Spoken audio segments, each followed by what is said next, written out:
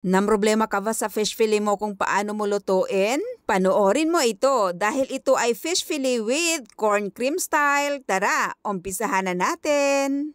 Meron tayong fish fillet, i-dry up muna natin siya guys magkabilaan. Make sure na wala siya talagang tubig para mas masarap ang ating luto. Grabing ikot-ikot ko ni sa market mo kung anong lutoon ko kay primi lang kami steam diri sa balay. Pagkatapos natin dry up, ito na guys, lagyan na natin ng mga kaichi-burichi, lagyan natin ng salt and black pepper, magkabilaan ang lagay natin guys. At remember, huwag masyadong madami dahil baka mag-alat yung ating fish fillet. Next step natin gagawin is i-cut natin guys para easy to fry lang ang ating fish fillet. Samtang nagakat ako sang fish fillet no, naisip ko sa Pilipinas wala naman itong klaseng menu, di bala guys? Kung magkuha tayo itlog, isang itlog lang guys ha, di ni itlog katawo, hindi ni itlog sang pispis, kundi itlog inisang dak or itlog ka manok, pwede. Kagbasi, magtaka kamo kung nga pinggan ang ako nga gingamit. Guys, kung diin kamo komportable, didto kamo ya ikang nga, o di bala? Tantawan nyo lang bala kung ano ang next step natin, Ari na naman, pinggan na naman kita guys. Nilagyan ko pala siya ng cornstarch guys. Alam nyo na kung ano ang himuon ko dira.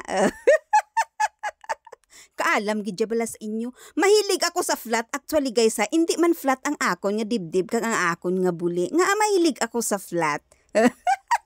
Ari na ang sagot sang inyo nga mga palamang kutanon. Nagbutang nagali kita sang oil sa aton nga kalaha. Indip ko na sa itlog ang aton nga fish fillet kag gindip ko siya guys sa cornstarch. Ayan, bakit kon nga flat tungod para easy sa akon ang pagdip-dip-dip-dip ng ating fish fillet. Alam nyo ba guys, kung nga ginadip natin na siya sa cornstarch kag sa itlog, para hindi siya dumikit sa aton nga kawali guys. Kasi ang fish fillet na ito guys is napakalambot siya na isda. At sa bulubanta mo, okay na ang iyong fish fillet, pwede mo na siya baliktarin guys dahil ang fish fillet na ito is easy to cook. Ulit-ulit lang na step hanggang sa matapos sa pag-fry mo ang iyong fish fillet. At matapos na gid man naton guys fry ang aton nga fish fillet, may next step pa tayo. Don't worry guys ito na talaga ang pinakalas. Kay last na ito guys no, naami gid yang akon nga kaldero, lantawan nyo bala yelo. O dilawan, labas na kayo dyan. Basi nagataka kamo may mantika tapos may butter pa, ano ni sila mayaman?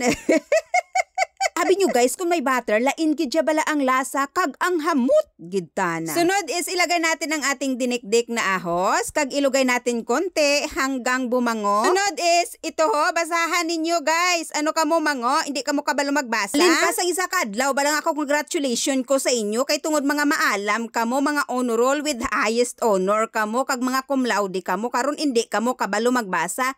Ti ano ihambal ko pagidya? Sweet corn cream style. Ti ano nabi ang silingon sa Ilonggo kon maalam kamo. Kundi matamis ang mais nga ang iya nga estilo kuno nga daw cream siya kun usapon mo, o di bala?